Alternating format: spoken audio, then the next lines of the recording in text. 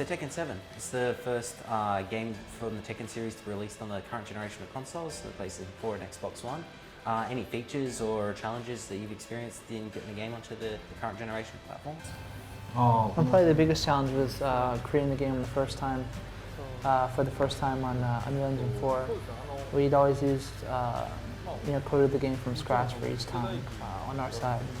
But this time, to achieve the graphical quality we were going after, we used Unreal Engine 4. And since it was brand new to us, just learning the ins and outs of the engine, how to use it effectively, and even just starting off, the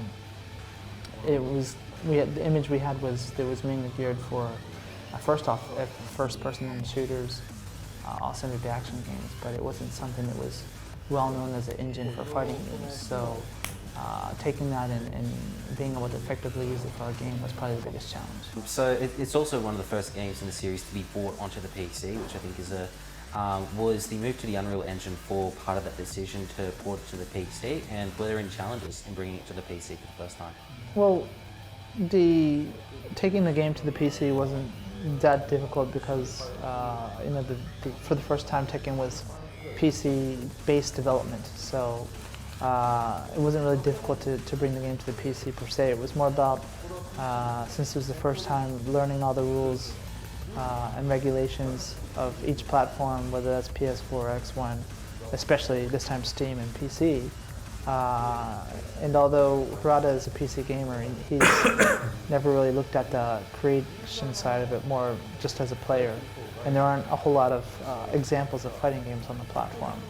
So, and then besides the regulations, rules, or whatever that Steam might have, there's also a different set of rules that you have to learn what they are, and that's what PC gamers expect from, as a certain standard for PC games on that platform.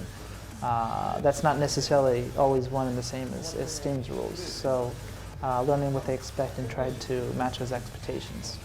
Now, supporting the community around fighting games has always been a big priority. How do you think that's influenced Tekken, and do you think it's really going to take off in tournaments going forward and even esports? Well, Tekken has always had a pretty strong following, as far as the community goes.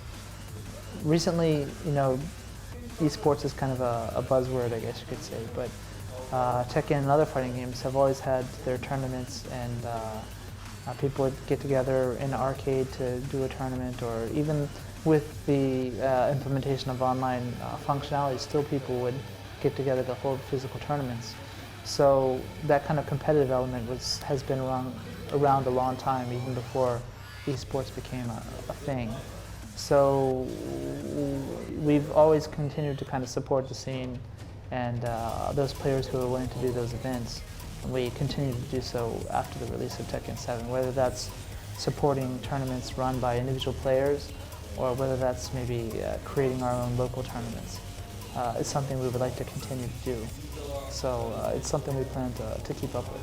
How do you see the inclusion of rage arts affecting the battles within Tekken? Up until now we had rage, which you have limited health, and it means you're losing essentially. So if your opponent had more than half their health gauge, you couldn't make a comeback with just one combo or such. You would need a few chances and able to actually win from behind. But with rage arts, it does a lot more damage, especially if you have, the less health you have, the more damage your rage art does. So you're much more dangerous in that state to your opponent than before. So it does allow for an easier time to come back. But at the same time, it makes the match all that more exciting to people who are watching it, because it's not so one-sided, and you can't know until the very end what the outcome will be. And with some of the existing characters in Tekken, have you had to make many tweaks, many adjustments to them to bring that balance with the inclusion of rage arts, or has it been largely stayed the same? Rather than balance changes, it's more like there's been, I guess, some flavor to the characters added depending on their rage arts. For example, in general, most of them are maybe mid-hitting and allow you the chance for a comeback, but on the other hand, if they're blocked, you are extremely at a disadvantage. But on the other hand, for example, Alisa, maybe her rage art's a little bit easier to sidestep or to avoid. Or maybe Hwarang, he hits low, but if you block low, if your opponent blocks low, then you're in big trouble. But maybe not as at a disadvantage as the other rage arts that hit mid. So although it's not one character is very much stronger than the other, there has been that kind of uniqueness added to each character depending on their rage art. And with the exception of Akuma, with the 8 new characters in the game, was there any particular inspiration or anything, any kind of style or anything you were going after with the creation of these new characters? There's not any kind of inspiration like that, but there was the inspiration, I guess you could say, from Kazumi about a character who had been in the lore and the story setting, at least within the team, for such a long time without making an appearance in the game. So to actually be able to create her this time and to fully flesh her out and to do cool stuff, like we always had the image of her having a tiger, and we wanted to definitely put that in the game. So there was those kind of things that we had wanted to do for quite some time that finally we were able to achieve with her in the game this time. Now you had for a while there you had Tekken X Street Fighter. Were some of the elements in that game that was proposed, has that made their way into Tekken 7? Well, the rage arts isn't something that really came from Tekken X Street Fighter. There is one element though, perhaps, that would be Akuma. So the idea to implement him into the game Tekken 7 came about, around the time Capcom was working on Street Fighter Cross Tekken, so quite some time ago, maybe 7 years ago. But then after that we started working on Tekken Cross Street Fighter. We actually were starting development on View to kind of find out this character that has the fireballs, a typical character from Street Fighter, how to portray him in a 2D-like manner inside of our game. And although the title's pending at the moment, that kind of research that went into View actually made its way into Tekken 7 in the form of Akuma. Now, I think in the eyes of many fans, Tekken has always been a series that's been arcade first. It's always come out in the arcades originally, but it's gained more prominence on consoles as it's come along in the series. It's kind of expanded on the platforms it's been on. Do you see Tekken going forward being an arcade first title, or do you think that consoles will kind of become a bit more dominant in the series? Well, it's hard to tell.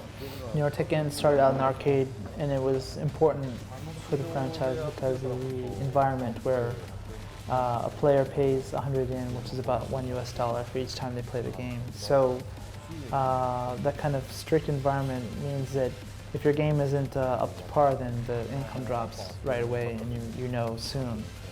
But you still have a chance to kind of polish up the game and keep your user base intact. So that was really important to the series throughout its history. And then there's also the business side of it that it allows you one more chance to gain revenue before you release the console version after releasing the arcade version. But so that's been very good for Tekken and a very healthy cycle for us up until now. But whether that, the arcades have been starting to decline from roughly 10 years ago, and depending on the genre, even more drastic decline because, for example, some of the hardcore games like fighting games have dropped off even more.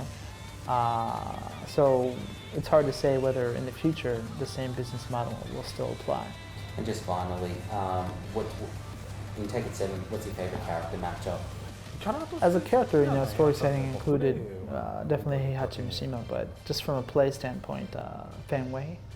You like playing Fan Wei, when you're playing home? まあ絶対僕自身がそのゲームセンターでよくやってるんですけど、大体変 In the arcade, he plays as Fan Wei. He likes たまに変八 and sometimes Heihachi. Bist bereit? 始めようか。